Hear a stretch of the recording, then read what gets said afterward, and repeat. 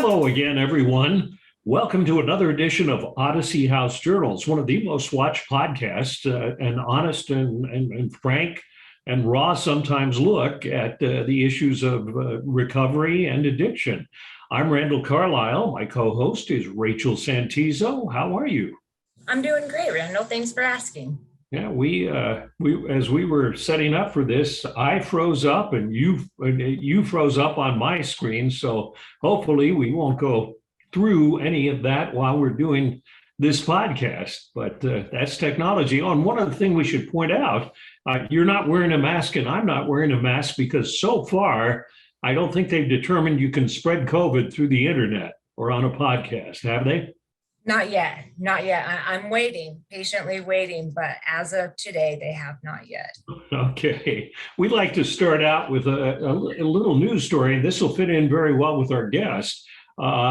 This is from the Mayo Clinic, and it's a new study. Emergency room visits for opioid overdoses rose 28.5% last year. Last year, they mean 2020, compared with 2018 and 2019. Opioid overdoses accounted for 1 in every 313 emergency room visits in 2020. That compares with 1 in 400 in the previous 2 years. And one of the researchers, I can get your thoughts on this, Rachel, said COVID-19 and the disruptions in every part of our social and work lives made the situation even harder by increasing the risk of opioid misuse and relapse because people were separated from their social support and their normal routines. Absolutely. I think the isolation, right? Like that's one thing that's very dangerous for us. And then we were forced to isolate. And then a lot of our barriers, right, is going to be employment. And that's the first thing that was affected. So the jobs that we can normally get with backgrounds and history and is going to be the employment. And we were the first ones, our population were the first ones to lose employment or hard to find employment. So absolutely, I'm not surprised by those numbers at all. Do you find that to be the case? I should point out, Rachel, is what's your title there? Program manager. Program director at one of the residential houses at Odyssey. Yeah. Have you noticed that with your clients? I mean, have you talked about that at all? About opioids or about? About the isolation and the things that they went through because of COVID. Yeah, absolutely. So we actually have gone on quarantine a couple of times because of COVID. And so we've been able to have the opportunity of walking through this process time and time again, right? Going through this. And so it's a topic of discussion quite often, right? And we can correlate it to, say, being on the streets or being incarcerated or what's happening in the outside world. And so it's also, for our population, it's also an opportunity of growth and healing as well. So there's a lot of positive in this as well, and how to thrive in challenging times. So it's not just negative, there can be a lot of positive that can come out of it as well, surrounded by the right tools and resources. Absolutely. Well said. Should point out, Rachel is in recovery, as am I, and we're both celebrating 9 years. Yes, Boy. we are. I love we can celebrate together. So yeah. And you know me pretty well, Rachel, and I'm somewhat sensitive, and I'm certainly very human, but I don't cry very often. Okay. And I must share with you that when I, years ago in television, interviewed our guest, it brought tears to my eyes when he told me his story. So, yeah. So I'd like to introduce, he's been a friend ever since, and our paths have crossed, Dennis Cecchini. Welcome, Dennis. Sign on, show us your face. There you are. There's my face. Don't turn away. Dennis, I don't want to take away from your story. So maybe you could just, when I interviewed you, I wasn't sure of the background of your story. Sometimes reporters just they say, "Hey, go out and interview this person and put together a story." And when you started telling me your story, and it goes back several years now, it really moved me. And so maybe you can just share the brief background of your story and why You were involved in this whole effort to deal with opioid overdoses and awareness of all the issues that go along with addiction. Well, Randall, as we've spoken before, my son, Tennyson, died of an overdose of heroin in 2015. He had been suffering with this disease, this awful disease, for 10 years. He was a hockey player. He was quite a good hockey player. I always enjoyed watching him skate because sometimes I can't even walk, but he could skate like the wind. But he hurt his shoulder playing hockey. This was when he was in college and playing on a club team. He hurt his shoulder. He went to a physician for help with the shoulder, and of course they glom on to the pain in those days, period. So they provided him with an opioid of some type for the pain, and he became addicted in a short amount of time, unbeknownst to his mother and I, because he lived at Weber State University, and then when he finished his college, he lived alone in his own apartment as he worked at a health equipment company here in Salt Lake. He continued with his addiction for all of that time, unbeknownst to us, and not getting the kind of help that he should have gotten until he was about 32, and we became aware of it. He allowed us to get him some outpatient help. And one of the difficulties with an adult addiction is that the loved ones that want so desperately to help him or her are unable to do so because of their age, which is something that really needs to be corrected in all of this. I'm going to just preface all of this with I am not an expert in this opioid crisis or this addiction disease, but I do have some expertise in losing my son, and it taught us some things, my wife and I, about what we might have been able to do to help him. So getting treatment for him, quality treatment, was a very difficult element in his disease. And what I mean by quality treatment, evidence-based treatment. There's all kinds of treatment out there, all kinds. Rachel, you know that, it's all over the place. But a lot of it doesn't do real good, and in some cases it does real harm. He had an outpatient program, which I'm not sure did much at all to help him. They even came into the house instead of him having to go to a group, which I know didn't do anything to help him at that particular point. Didn't realize it then, but he progressed in his disease. In 2015, early 2015, late 2014, we finally convinced him that he needed to go to treatment.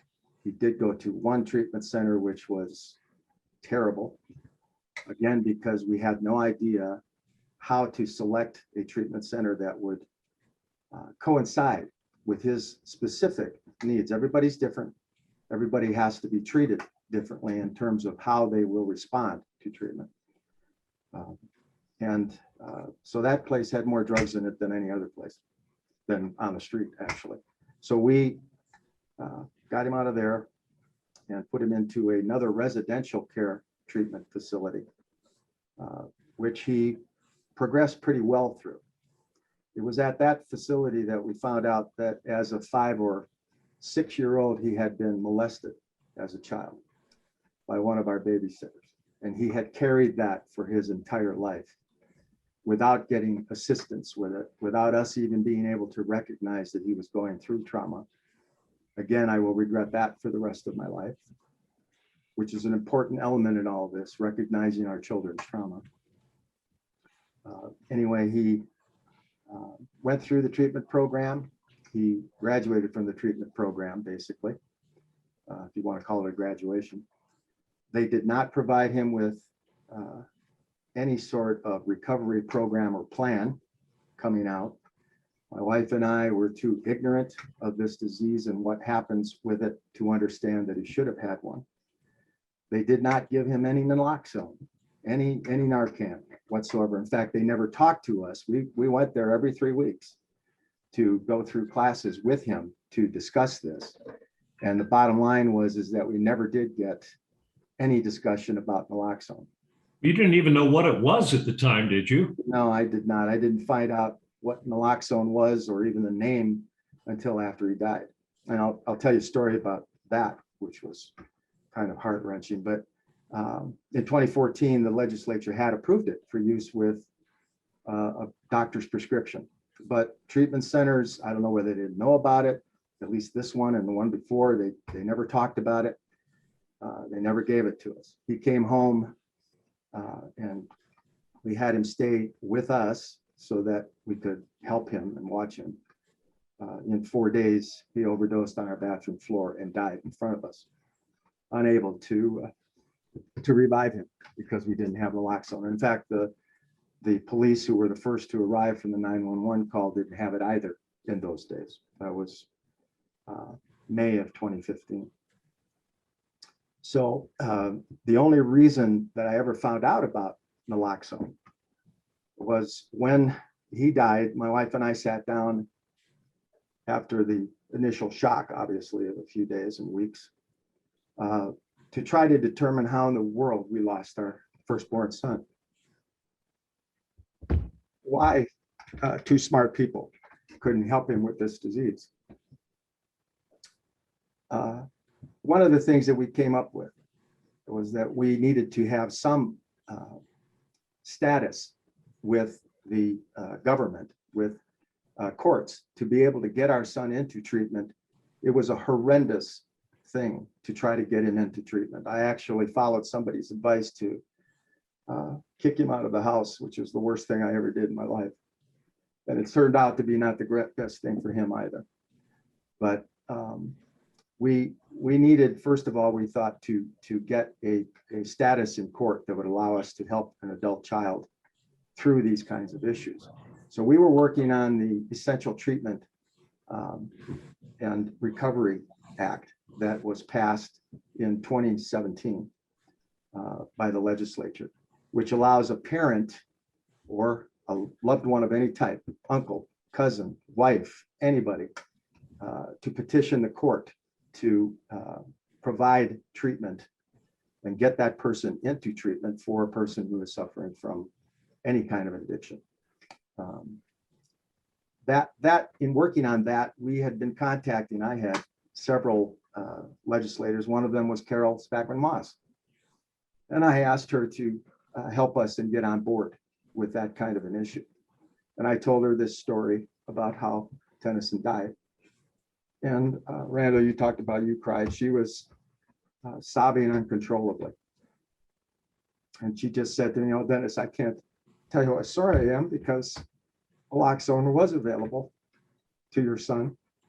And we didn't do a very good job of getting it advertised, and no one understood it." So she got on board with that particular process of the Essential Treatment and Intervention Act, and it did pass. There is that status now that loved ones can gain in trying to get people into Odyssey House who may be reluctant to do that. Everybody's reluctant, right, Rachel? It's a harrowing process to try to stop using drugs, but she woke us up to that. My wife said, "We need to get some information out about naloxone to parents and loved ones who don't know about it." And this was in still 2015.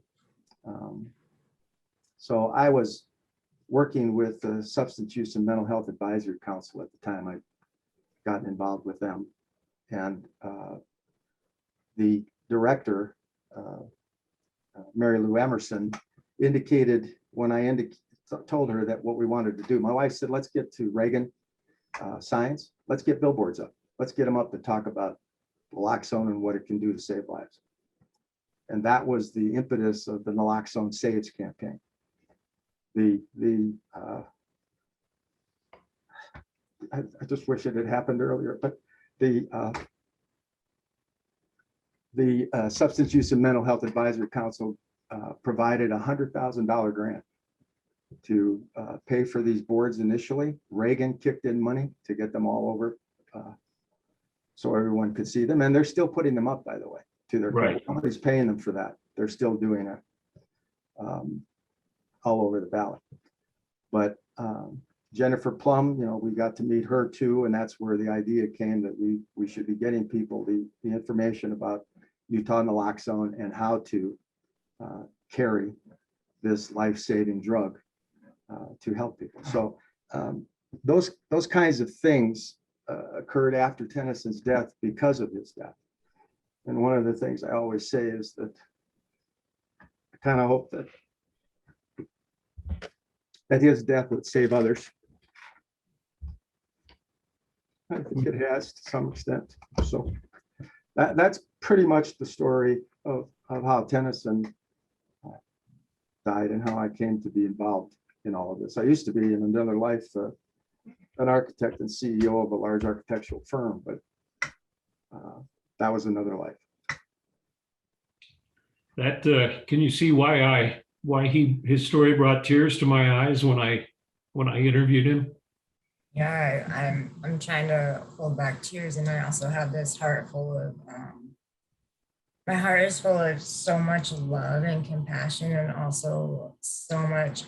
I'm so incredibly proud of your courage as well, and speaking a language that so many people need to hear, because I know that it can be hard, it can be challenging, and I'm so grateful for you, Dennis, and I see your room full of you, and I see your room full of your son, and how incredibly proud I am of you, and to be being this voice and saying the things that everybody needs to hear. And those billboards are full of people I know, and to see a face that has been standing for it. And I want to thank you for doing all that. And it's true.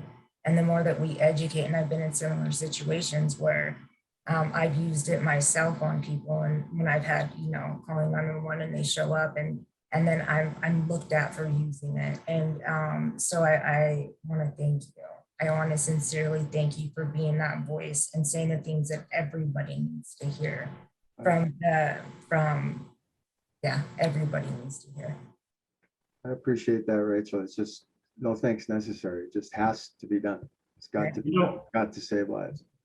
You brought up a significant point about the fact that your son was sexually abused when he was young, Yes. which we obviously refer to as trauma, and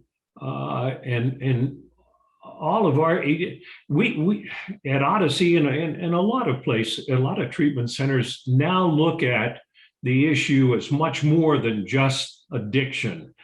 Because everybody can, I mean, you can get clean in jail, you can get clean just about anywhere. But if you don't deal with the root causes of why somebody was using, the person's going to relapse when they get out of whatever environment it is that kept them clean. And that's why we work so hard, obviously, on keeping somebody away from using while they're in treatment, but getting to the root cause of why. And using trauma-informed care. And I think back even just to the years you were talking about, I don't think people had embraced that concept like treatment centers have now. Let me give you an example of what you're saying, because it's absolutely true. And it's one of the reasons that I became locked in on trauma-informed care, on childhood trauma and its effects on this disease. My son, as I told you, actually identified the fact to the counselors at the residential treatment center that he had been molested as a 5 or 6-year-old.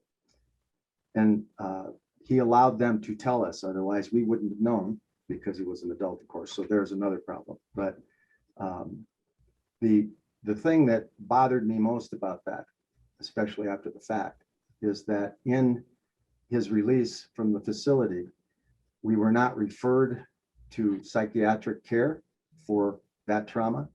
We weren't referred to any kind of trauma-informed care afterwards, which in 4 days, he relapsed right back into the things that made him want to self-medicate in the first place.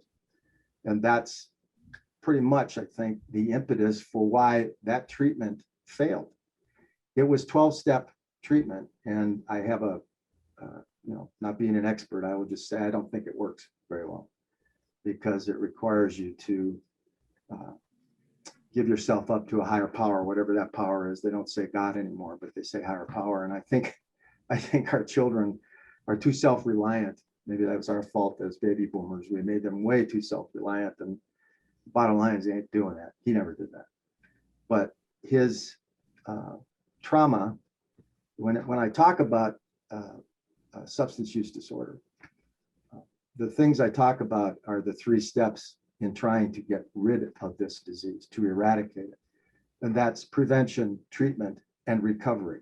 And all of those things have various elements in them that need to be accomplished in order to ensure that they are, here's the word, effective. So a lot of things we're doing, a lot of things that happen out there. I especially appreciate Odyssey House because I know you're effective. And one of the things that should have told me that you were effective is when I talked to Tennyson about going there. I said, oh, no way, because I know he was trying not to get better at that particular point. He knew you would get him better. That was the word on the street.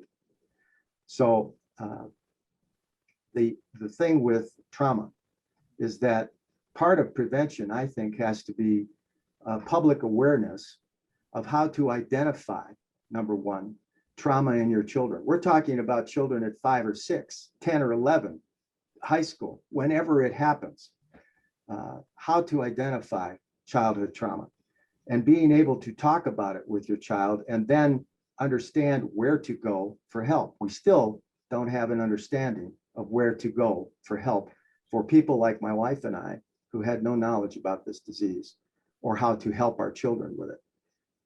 And certainly how to identify trauma. I think trauma in our children, and it's increasing these days, all kinds of trauma, is the number one reason we are seeing these increases in substance use disorder throughout our society. And if we don't start dealing with that hard, fast, and effectively, we're going to continue to have to deal with this problem of substance use disorder. I was sexually molested by a pedophile when I was in 6th grade. And I later became an alcoholic. Now, I'm not saying that the two are definitely related, but it was an issue that I never dealt with, especially back in the 50s. I mean, you don't tell your friends, hey, this guy did this to me, and you don't tell your parents at that age. And it only came out when I went to a private therapist after going through a treatment program, because even in the treatment program, I was embarrassed to talk about that. It's hard to come out, very hard to bring it out. And after being able to talk about it, things seemed to get easier in terms of me not wanting to get high with alcohol all the time, and it made it easier. It made recovery easier after I dealt with that. Self-medication may not have been that necessary to you anymore. Yeah, So right. I don't know, when you talk about identifying those kinds of things, Randall, the physicians must be better trained. And let me give you a reason why I say that. Better trained at identifying it and treating it. My son did have one symptom that he probably had more, but the only one I ever recognized was that he had difficulty sleeping, couldn't sleep. So we did take him to doctors, doctor and a doctor, another doctor, to try to help him get sleep. Well, what they did to help him get sleep was give him medications to make him sleep. But instead of finding out what was keeping him up, why he was having difficulty sleeping, they just medicated him. And that told him that, well, I can kind of deal with this with medication, I think. Instead of being able to get to the root of the problem, talking about it, bringing it out, understanding that it wasn't his fault, it never will be his fault. There are people in this world who have antisocial behavior that has to be dealt with, but it's not your fault. And so he never got that kind of talk. I don't even know that he got that kind of talk in the treatment center when he finally revealed what was happening. So it may have been why he was so quick to want to self-medicate again with heroin. So. Right. And I think through all of this there is the trauma. Once we recognize, we remove the substances and then we recognize the trauma. This is a lifelong thing that we have to continually work on. Randall and I, the 9 years, but we have to work on this because the trauma gets triggered. The trauma is still there. It doesn't last as long or come out as strong, but it still happens. Right. And so it's that aftercare, it's that recovery, it's that community. So treatment really begins after treatment. So it's setting up for success and having those resources like naloxone, like aftercare, community, and spaces to still go to after someone leaves treatment, because sometimes you have to work harder on your recovery years down the road. Whether if it be, I've noticed that it's more emotional recovery than it is other things now years down the road. And so this is something I have to work on every day. So it's identifying those things and working on those things, because the trauma is still there and sometimes it's louder than others. The thing that shocked me was when you said he left a treatment center with no recovery plan, no aftercare plan. I mean, that's one of the, like Rachel just said, I'm still in aftercare, and I will be for the rest of my life. Exactly. I'll just say it, my wife and I were too dumb to understand that was a real problem. We just appreciated that he was back to his normal self, we thought, and that he could maybe move forward from there and start to piece back together his life without thinking about this trauma is ingrained in him and needs to be dealt with, without thinking about he has to have a program that he can follow and understand, without thinking about the necessity for something as fundamental as how he's going to get employment. One of the other things for recovery is that we've got to start helping our substance use disorder sufferers get work. Work is a way to help self-esteem and keep things, kind of together in your life. Certainly with money, everybody needs money, but it has an emotional bond also. And so we need to do all we can to help them. One of the things I wanted to say as part of that, Randall, is that I lost some weight recently, and my suits that I had when I was CEO, which are very nice suits, don't fit anymore. Didn't fit anymore. So we met at Odyssey that day when you asked me to do this, because I was dropping off not just my suits, all my dress pants and everything else that didn't fit. And the reason I dropped them off is that I called Adam and asked him, do you take these kinds of clothes to help with your residents to get jobs, to go to interviews, to wear to work? Because in a lot of cases, when I found with my son, when he was addicted, he dressed like a 19-year-old or younger. The baggy shorts and the loose t-shirt and the baseball cap and all of that stuff, how that was. But it's not good to get a job with. You can't do that. And basically, they don't have the clothes to do it. So I would just like to ask your listeners to understand that those kinds of things can help too. I don't mean your crappy clothes with holes in them. Bring down clothes you're not going to wear anymore. Clothes that are of all sizes. Apparently, Adam said there isn't a size differential that is required. Just all sizes. Bring them down to Odyssey House, and they can put them to good use, helping our young people and adults, older people, get the work that they need in order to continue their recovery. So. You should have seen Adam's office when Dennis was done. I mean, that's when I ran into him and asked him to be on this podcast. But it looked like Adam was setting up. Adam, by the way, is our CEO. It looked like he was setting up a clothing store or something. Yeah, this is the only shirt I have left. No, I'm kidding. We're just about out of time, Dennis. Let me ask you, because a lot of parents with adult addicted loved ones watch this, and what's your best advice to them? Because you've certainly learned the hard way, and I appreciate you sharing that with us. But what would be your advice to parents who are dealing with the situation you were dealing with? I give this advice to all the parents that I talk to. Don't give up. Don't give up on them. They want to get better. It's a disease. They want to live.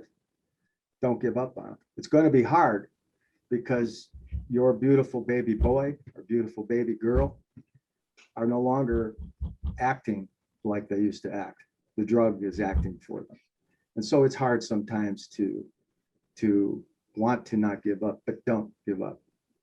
You got to keep them alive, whichever way is necessary, so that when they are ready to get this disease at least under treatment, at least under recovery, they will be able to do it. I also tell them to learn more. Read everything you can. I learned more after Tennyson's death than I ever knew when he was ill. I'm vice chair of the Substance Use and Mental Health Advisory Council. So I get the benefit of learning all of the techniques and things, the methodologies that are out there to try to solve this crisis. But a lot of parents don't. You're going to have to read up on it. There's lots of things on the internet. The internet can be a terrible source of information, or it can have a lot of information that is good for you. And just sort through it. Read up on the things that are happening within this crisis, and understand through that how to talk with your child or your adult child. I always call him my child. He's always going to be my child. But learn how to talk about it. Don't try to lecture, or don't try to chastise. Try to understand and try to help them through it. They're looking for help. Trust me, they may not act like they're looking for help, but they're looking for help. They just don't know how to get it, and sometimes it's very difficult for them to get it in the process or the system we have developed. Certainly back when Tenny was ill, and a little bit today too. We still have things we have to correct. Again, Odyssey House does a great job of helping people, but and always have naloxone around. Always. I lost one of my last brother, who was a lot older than I.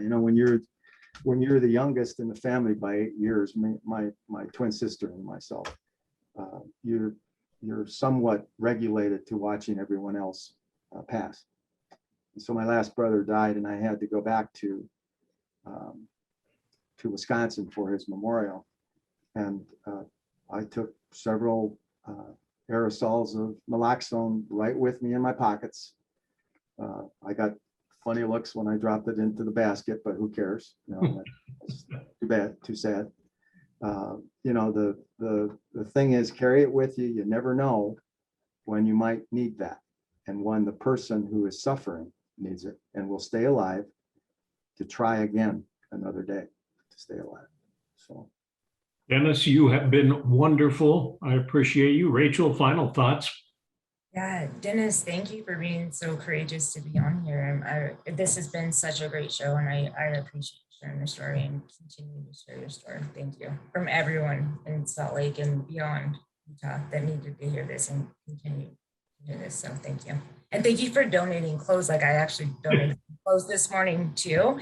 And like, our clients need it. And so thank you for seeing people when they don't even see themselves. Like, that's incredible. Thank you.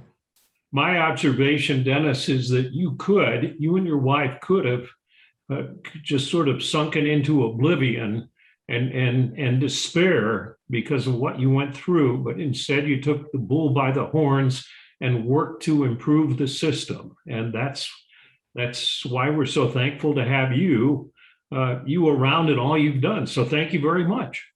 I think, Randall, I appreciate that, but my son gave the ultimate sacrifice to keep people alive. What I'm doing is just a small part to try to honor his life. And I apologize when I talk about him. It's been 6 years now, and I still can't talk about him without breaking up. I'm sorry about that. I appreciate you letting me discuss these important issues with you today, and I'll do that anytime you'd like. More people understand it, the better we are. Certainly no need to apologize for being an honest person and expressing your feelings. That's what we all need to do. We thank you, Dennis. Rachel, good to see you again. Have a great Friday. And thank you for watching another edition of Odyssey House Journals.